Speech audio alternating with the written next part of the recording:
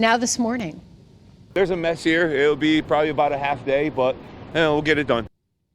Well, the cleanup continues this morning along the shoreline after some powerful wind gusts damaged homes and toppled trees, which even blocked some roads last night.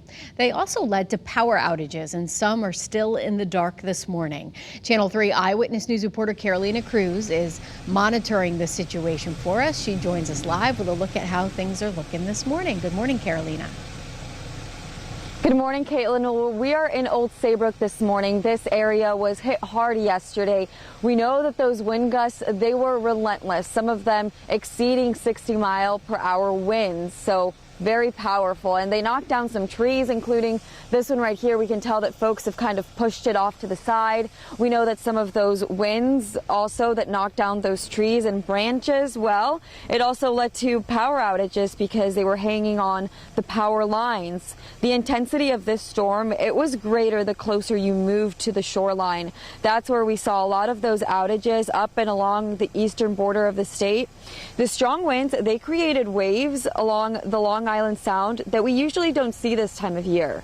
Firefighters, they even had to evacuate a neighborhood in Old Saybrook because a tree limb, it fell on a propane tank, which led to a leak. Those neighbors were able to return home once that line was fixed.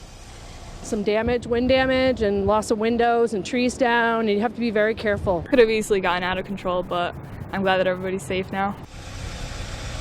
We spoke with the Old Saybrook police chief yesterday, and he told us that he was really surprised that there wasn't more damage and that more people weren't seriously hurt just because of the wind gusts that we saw here in this part of town. And here's a look at the outage map currently for Eversource. It's a reverse L shape. It kind of gives you an idea of the damage that was caused and the wind gusts and just how much damage and outages we had just yesterday going into this morning. So still a lot of cleanup and still some folks that have to get their power back on this morning.